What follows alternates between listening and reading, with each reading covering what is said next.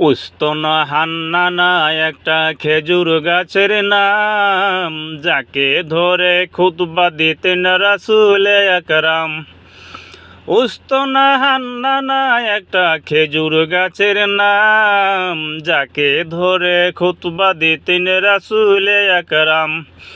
গাছটা নবীর বিরহে সদা কাঁদিতে রহে, গাছটা নবীর বিরহে সদা কাঁদিতে রহে। হতবাক হয় দেখে যত সাহাবায়ে কেরাম, হতবাক হয় দেখে যত সাহাবায়ে কেরাম। নবী রহমতে আলম নূরে মুজাচ্ছম, রহমতে আলম নূরে মুজাচ্ছম।